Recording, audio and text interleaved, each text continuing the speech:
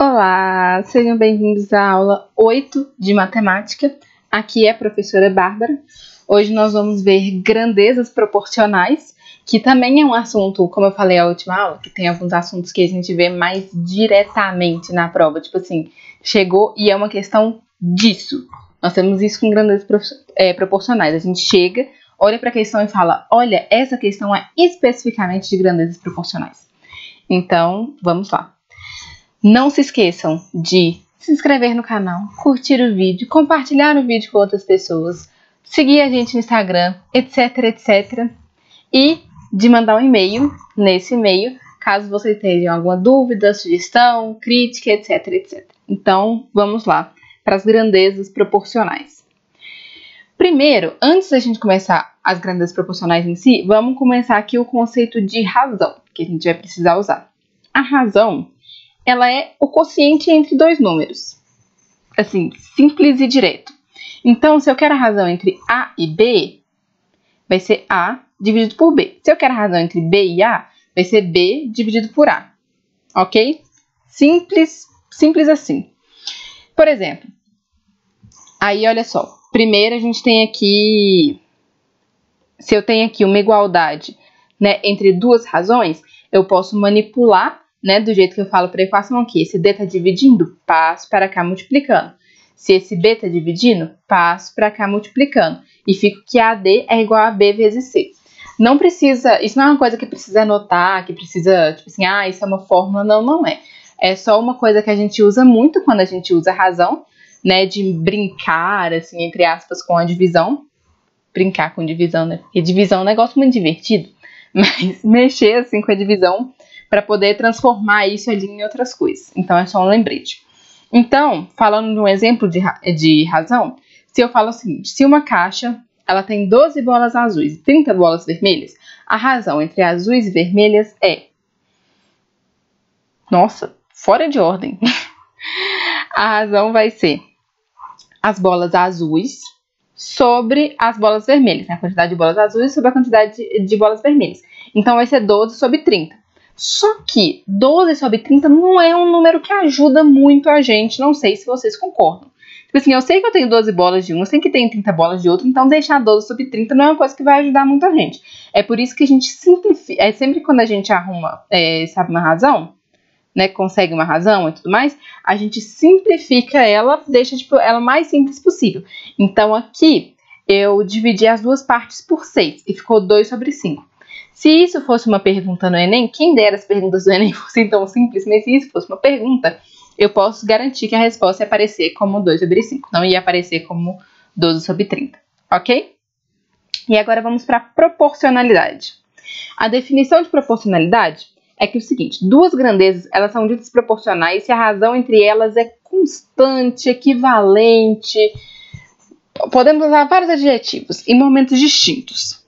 Então é o seguinte, digamos que eu faço uma questão a cada 3 minutos e existe uma proporção entre a quantidade de questões que eu faço em diferentes intervalos de tempo.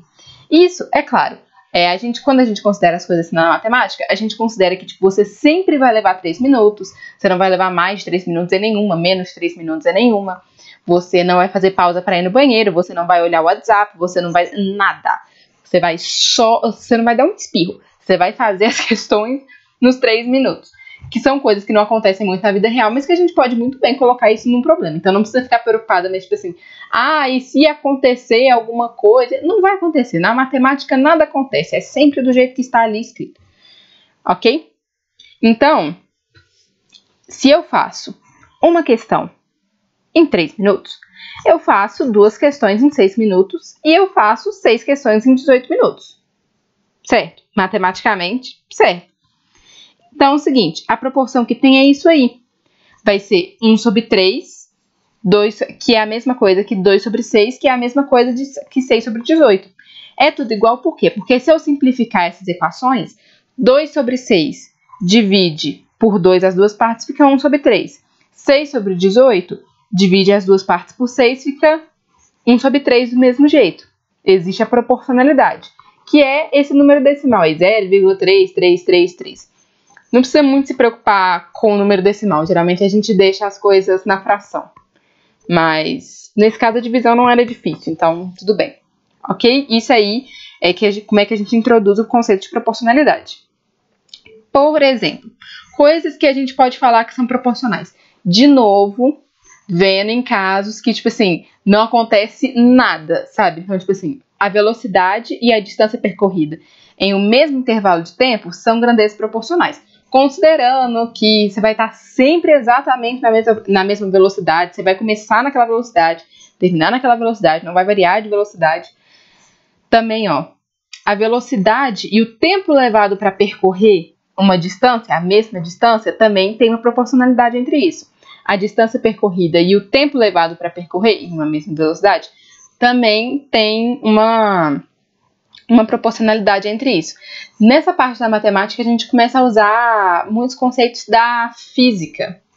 Então, se vocês quiserem rever as aulas de física, de movimento retilíneo uniforme, eu acho que é o professor Daniel que está dando, esse é um bom momento de relembrar, porque é muito importante a gente linkar essas partes da matéria para poder lembrar que, na verdade, o conhecimento ele é uma construção grande, sabe? As coisas estão interligadas, não estão isoladas.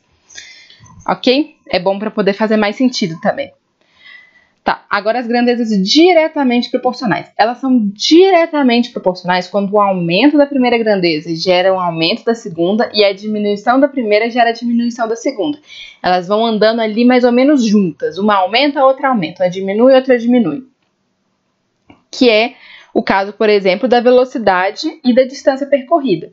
Se eu tenho, no mesmo intervalo de tempo, né, no caso, se no mesmo intervalo de tempo eu vou aumentando a minha velocidade, eu também vou aumentando a distância que eu consigo percorrer.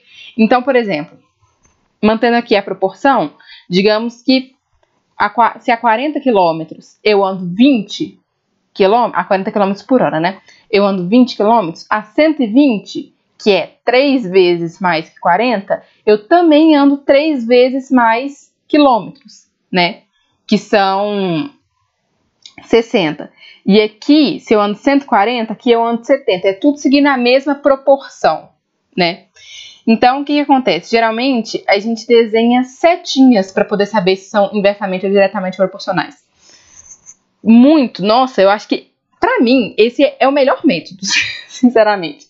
Você sempre quando eu queria ver se alguma coisa era diretamente proporcional ou inversamente proporcional, eu sempre apontava para onde que estava aumentando. Se vai aqui, nesse caso, a velocidade está aumentando para cá e a distância está aumentando para cá. Setinhas para o mesmo lado, diretamente proporcionais. É bobo, mas na hora da prova ajuda muito. Pelo menos me ajudou muito, ok? E as grandezas inversamente proporcionais são exatamente o contrário. O aumento da primeira gera a diminuição da segunda e a diminuição da primeira gera aumento da segunda. Elas estão andando sempre opostas. Então, por exemplo, imagina que eu vou fazer uma viagem lá e a distância é a mesma.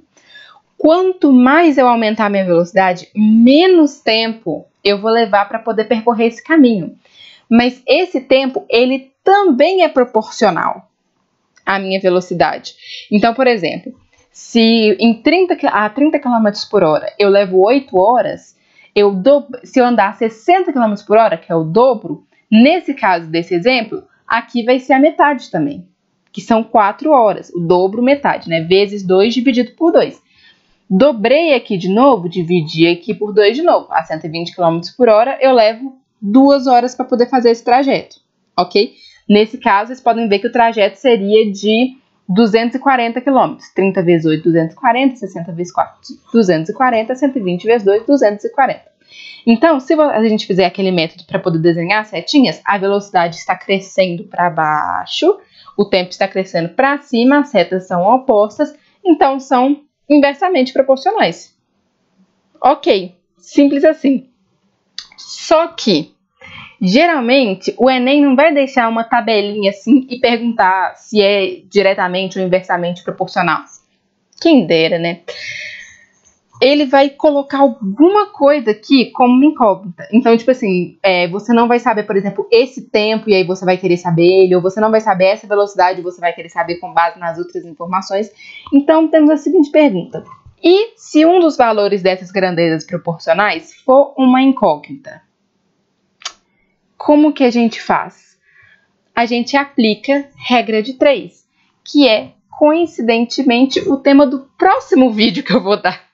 Então, a gente faz separado, porque, tipo assim, a regra de 3, ela também serve para outras coisas, né? Na química a gente usa bastante, não só usa bastante, mas a gente zoa bastante os químicos, falando que química é só regra de 3. Mas, assim, pelo menos existe bastante, né, no meio da acadêmica essa zoeira, mas a gente só fala isso porque a gente não entende de química. Então, é o único atributo que a gente tem, porque em química a gente usa muita a regra de 3, então é por isso que os assuntos vão ser separados.